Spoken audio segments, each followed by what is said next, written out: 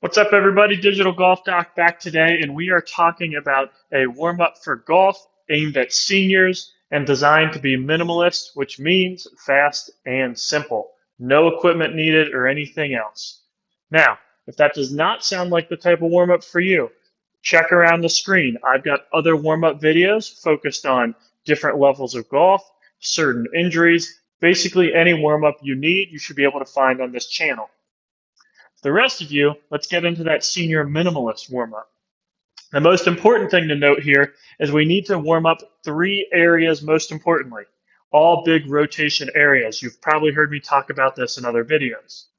The first is the hips. We've got that ball and socket joint that's going to rotate as we turn into our backswing and our downswing.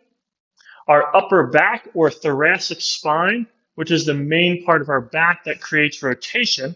It shields our lower back from stress. And our shoulders, another ball and socket joint, primarily responsible for rotation. As we take the club away, we go up to external rotation, finish your impact, and internally rotate through. These are the three areas we're going to address, and we're going to start bottom and work our way up. Movement one, we're going to start at our hips. We're going to use a golf club for some extra support. I'll set it on the ground in front of me. My feet about shoulder distance apart, a little bit of bend in my hips and knees, and then I'm going to look to rotate my hips without moving my upper back. Now, if you have a very difficult time moving your hips without moving your upper back and your shoulders too, check out this other video of mine where we talk about sequencing and separating the upper and lower body.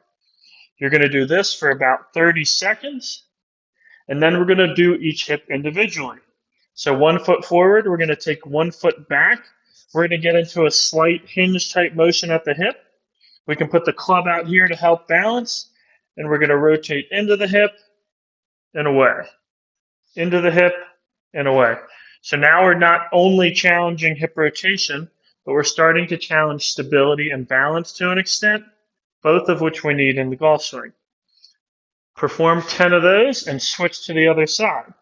Foot forward, a little bit of a hinge position, and we're going to rotate through, focused on our hips. Again, we are mixing stability, balance, and control, all of which we need in the golf swing. You should feel in control throughout these movements. If you're having trouble with them, I would really suggest you check out some of my other videos, yoga and control videos, to get better balance, because your golf swing is certainly suffering if those are too difficult for you to do on the range before playing or hitting a bucket of balls.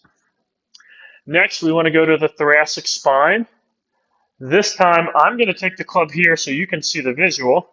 I'm going to keep my hips still, and I'm just going to twist my upper back without the hips going anywhere. Again, if you cannot move your upper back without your hips moving, then you really need to check out this video about dissociation, which is, I would say, a required factor for playing great golf. Perform that for 20 to 30 seconds at a time, and then we're going to make our way up to the shoulder. I like to hold one end of the club here. I usually like the club end.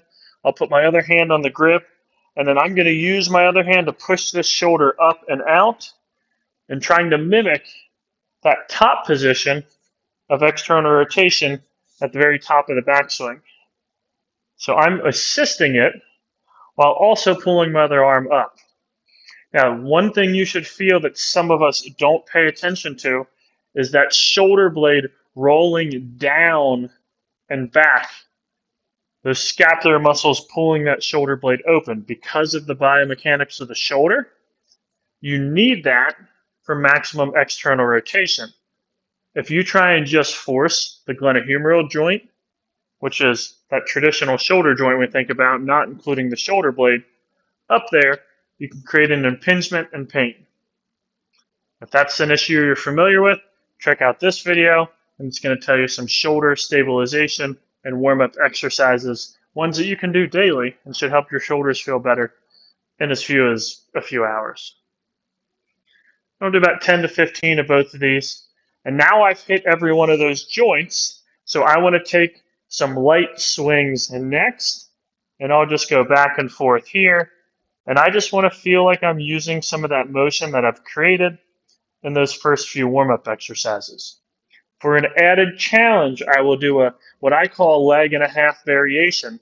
So I'll actually go back to that hinged position with the toes of my back leg on the ground, put as much weight through as I comfortably need, and I'll swing here.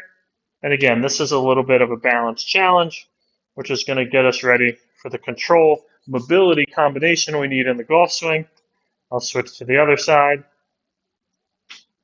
take a few swings here. And then I'm going to go into my club-based warm-up where I might hit 5 or 10 balls at 60% intensity, build my way up until I want to swing at maximum speed. Now here's the great thing about a warm-up. Titleist Performance Institute did a study, and it shows us we actually increase our distance over the length of the round with a dynamic warm-up. It's something like 6 yards farther, and it's even 10 or 11 yards farther if you're using a band and getting even more dynamic. That's going to do it for this minimalist senior-based golf mobility warm-up. Try it before your next round. I think you'll both play better and feel better. Thanks.